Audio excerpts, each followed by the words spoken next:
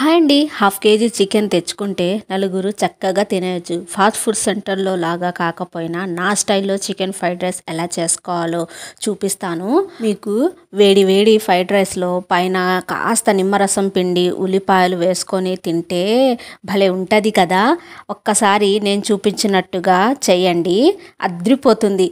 మరి తయారీ విధానం చూద్దామా? వాటర్ లేకుండా చికెన్ ఒక గిన్నెలో వేసుకున్న తర్వాత అందులో పసుపు, ఉప్పు, కారం, మిరియాల పొడి, గరం మసాలా, అల్లం వెల్లుల్లి పేస్ట్, నిమ్మరసం, కార్న్ఫ్లోర్ 2 టేబుల్ స్పూన్లు, మైదా 1 టేబుల్ స్పూన్ వేసేసి మంచిగా మిక్స్ చేసుకున్న తర్వాత ఒక అరగంట పక్కన పెట్టుకోవాలి. పొయ్యి మీద కడాయి పెట్టేసి డీప్ ఫ్రైకి సరిపడా ఆయిల్ అనేది వేసేసి ఆయిల్ బాగా వేడెక్కిన తర్వాత మీడియం ఫ్లేమ్లో పొయ్యి అనేది పెట్టేసి చికెన్ ఇందులో వేసేసి మీడియం ఫ్లేమ్లో చక్కగా ఫ్రై చేసుకోవాలి.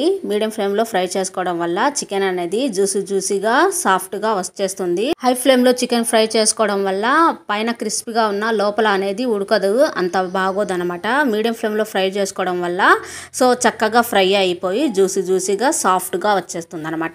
సో ఇలా చికెన్ మొత్తం ఫ్రై చేసుకొని పక్కన పెట్టుకున్న తర్వాత అదే కడాయిలో మనం చికెన్ ఫ్రై చేసుకున్న ఆయిల్ ఉంది కదా, కొంచెం వేసేసి 2 ఎగ్స్ పగలగొట్టేసి అందులో రుచికి సరిపడా సాల్ట్ అండ్ పిప్పర్ పౌడర్ వేసేసి ఇలా ఫ్రై చేసుకోవాలి. అలా ఫ్రై చేసుకున్న తర్వాత వేరొక గిన్నెలో తీసేసి మళ్ళీ ఇంకొంచెం 2 టేబుల్ స్పూన్లు ఆయిల్ అనేది వేసేసి మనం ఇంగ్రీడియంట్స్ చూపించాను కదా, ఫ్రైడ్ రైస్కి కావాల్సిన ఇంగ్రీడియంట్స్ ముందుగా మనం వెల్లుల్లి సన్నగా చాప్ చేసి వేసుకోవాలి. వెల్లుల్లి చాలా ఇంపార్టెంట్ అండి. వెల్లుల్లి వేసుకోవడం వల్ల చికెన్ ఫ్రైడ్ రైస్ ఫ్లేవర్ అనేది వచ్చేస్తుంది అనమాట.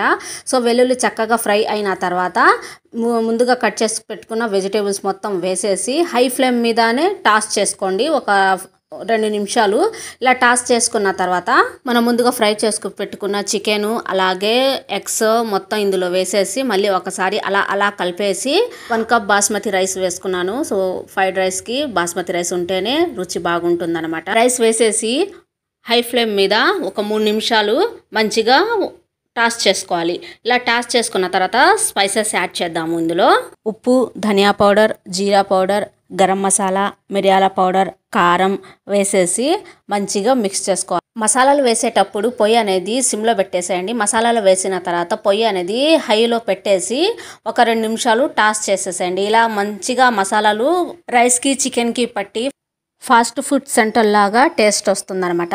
సో మొత్తం ఇలా హై ఫ్లేమ్లో కలుపుకున్న తర్వాత సోయా సాస్ 1 టేబుల్ స్పూన్ వేసేసి మళ్ళీ ఒకసారి మిక్స్ చేసేసి కొంచెం కొత్తిమీర వేసేసి మళ్ళీ ఒకసారి మిక్స్ చేసేసి దించేయడమే, అంతే.